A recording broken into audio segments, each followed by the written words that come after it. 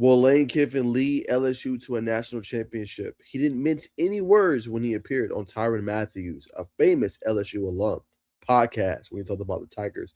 And may not be this season, but he said it's going to happen. We talk about that today and more on the national landscape of college football.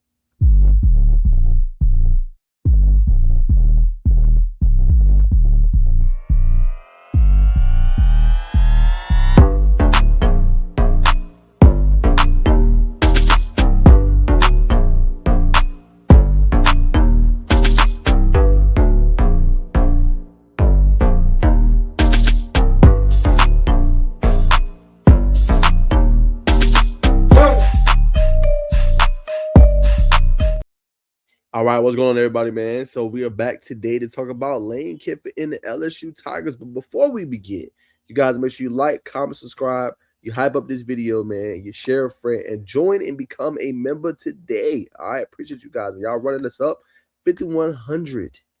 5,100 people subscribe to the channel, man. Much love to y'all, man. Thank y'all for always supporting. We're going to have high school football on this thing, you know what I'm saying, with highlights and talking high school football on Mondays. We're going to have, obviously, our college football, you know what I'm saying, on Wednesday nights and on Saturdays and Sundays, you know what I'm saying. We'll have our hoops on Thursdays, and we'll talk about hoops throughout the season when it comes back around and all that good stuff, man. So it's a one-stop shop, football, basketball. Y'all know where to come. I come right here to Najeh. But let's talk about Lane Kiffin. Okay, so he was in the news this past week of what he had to say in the Tyrann Matthew podcast. Right, we're gonna just talk about one of the big quotes that he had. If you guys want the story, go to On3. Definitely check it out in the Bayou podcast. He says, "I don't know how fast it's going to happen, but we're going to win a national championship. We're going to have the teams and the rosters back to the way they were playing when they were great. I don't know how fast. It might not be today, but it's going to happen." Right, so I do like a coach that speaks with confidence. I do like a coach that is saying, hey, you can expect this. This is going to happen. I am welcoming the pressure, right? I want this program to be great, right? Remember, LSU has not made a CFP playoff, right, since 2019, right? When Joe Burrow, Jamar Chase, Justin Jefferson, Clyde Edwards-Helaire, Patrick Queen, them boys took over the sport, right? Being Alabama, doing what they were supposed to do, right? LSU has not been in relevancy really since then. Yeah, last year they had a good start to the year, but they kind of just tapered off, right? So they went and there's a big investment in this, right? It's $50 million investment, right? As we're gonna see right here, right? 50 million.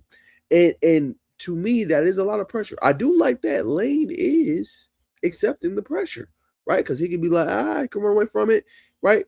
Everybody likes Lane Kiffin, right? But we know at the core, he probably ain't the best person, but he's a really good, damn good coach, right? We know that. Okay. So it's pressure on him. They paid the buyout from Ole Miss, right? They didn't brought him in this roster talent, let him, you know what I'm saying, get the coaching staff that he needed, paid him different things for how good Ole Miss was and making the college football playoff and going far, right? Now, maybe the resources, like I said, are better. Obviously, the resources are better at LSU than Ole Miss, but I think the branding is why he decided to come here, right?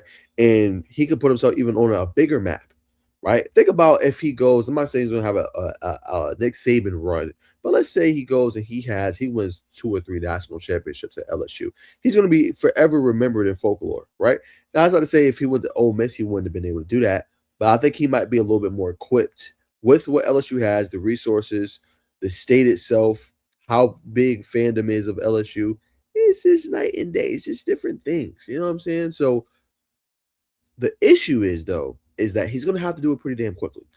Now, once you win one title, that pressure kind of like, it comes off a little bit, comes down a little bit. It's not as at you in your head, like, you know what I'm saying? So that's going to be numero uno, right? The biggest question is, how much time does this administration, this staff, these donors, you know what I'm saying, these people that are invested in LSU, how much time do they give him? Does he need to win one this year? Is it next year? Is it 2020? Is it 2029? Like, when does he have to win a national championship is the biggest question, right? Because like you said, when you invest that much money, you ain't expecting just to, play around. Oh, make playoff. Your expectations to win a natty, right? And it might not be year 1. It might not be year 2. It could be that year 3. Will they give him that amount of time to do it, right? Are they looking for an ascent year 1, right? Because we see like, hey, this thing moves fast. We can move on quickly. You know what I'm saying? And if you ain't winning games, you ain't doing what you're supposed to be doing. Bye-bye. There's the door. Bye-bye. So For Lane, there's a lot of pressure. I do think he could put the infrastructure in place for them to win a national championship. You look at what they added this year: Jace Brown, right? Sam Levy, who's a really damn good quarterback. You look at obviously the running game, right? You bring back Durham, right? You got Trey Green, who's considered a top tight end in the country, right? You got DJ Pickett, Prince U, right? You got the pieces in place to be a little dangerous this year, right? If you LSU, so it's going to matter about how they play. And for Lane, like I said, I like that he is acknowledging the pressure, acknowledging what the fan base means to him, acknowledging that, hey, we gonna win one of these things, right? You got to manifest it sometimes. You got to speak things into existence. If it's going to come to fruition. Okay, so I like that he's doing that. And it's going to be interesting to see how he goes to pressure because there wasn't really a lot of pressure on him in Ole Miss, right? Just being honest, there wasn't a lot of pressure on Lane, right? Because he was winning. He won 10+ games. He had Ole Miss on the right track, getting them to a CFP, getting them far. Like, you know what I'm saying? So there wasn't that pressure per se in Ole Miss because they knew, like, yeah, okay, like we're a good football program, but he's getting us where we want to go. LSU is a different ball game. When you invest that much and they get your buyout and they give you the resources and they give you the team and the roster and the coaches you need, you gotta deliver, right? So speaking of deliver, right, we're gonna pull up LSU football schedule. Okay, so let's just say, right, what is this going to look like for the Tigers? Also, another player they got was Ty Benefield. I just remember that.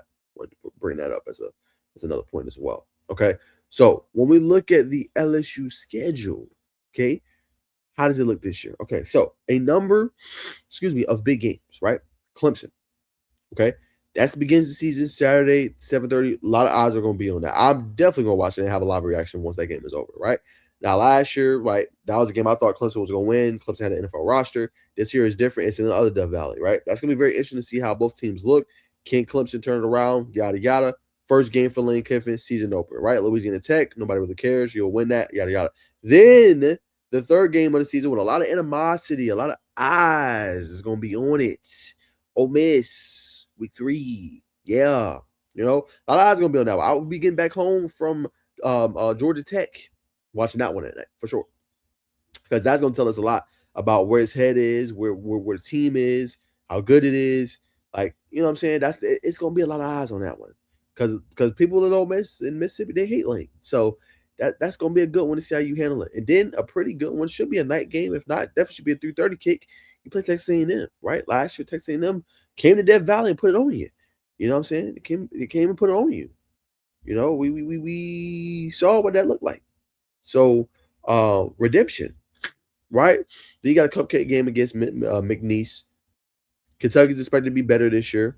You know what I'm saying? We'll see how good they'll actually be. Mississippi State, a little rivalry game. You know what I'm saying? Home for you, right? Auburn, that's going to be a damn good game. October 24th. You know what I'm saying? That'll be a pretty good one. Then you finally get a bye week, right? Then it gets nitty gritty.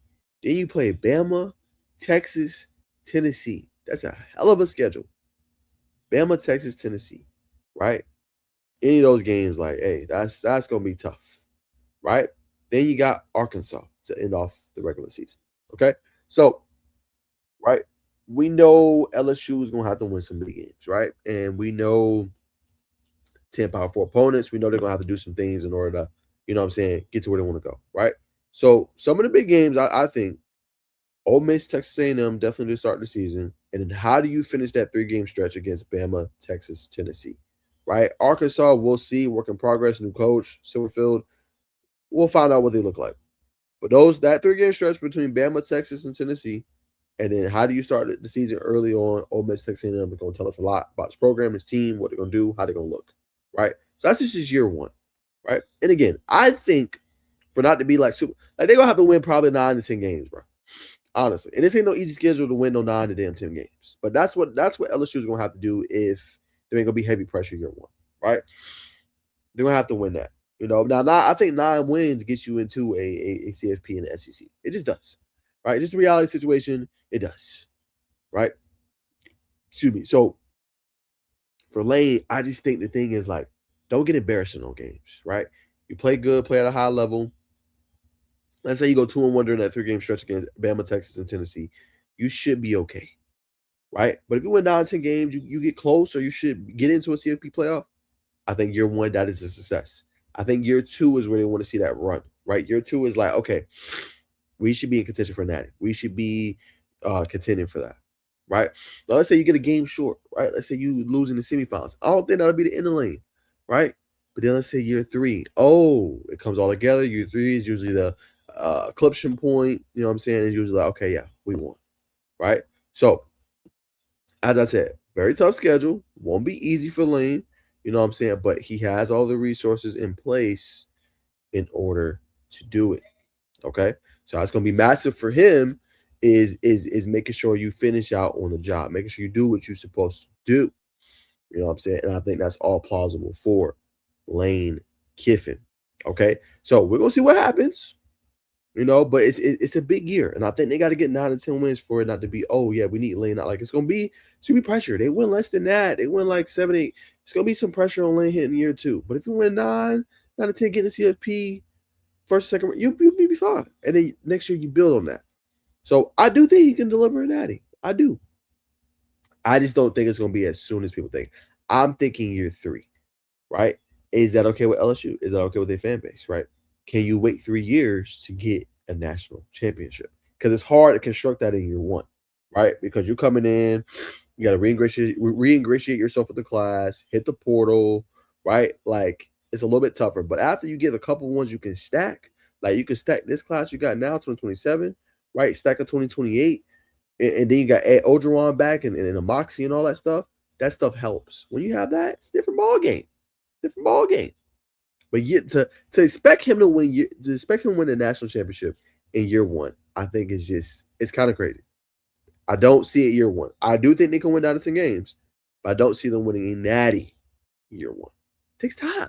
These things take time, right? So how much time he got? We're gonna find out, right? But at least he's standing on business saying, I'm gonna deliver more for LSU, right? How much patience he gets remains to be seen. But I do believe he would deliver. All right. Now, those at home, y'all know what to do, man. Make sure you guys like, comment, subscribe, hype up this video. You know what I'm saying? And please holler at me. We're talking all college football news, national news, all that good stuff, man. So, if you guys enjoyed this video, I will see you guys in the next one. Like, comment, subscribe, hype it up. And remember, as always, peace and love.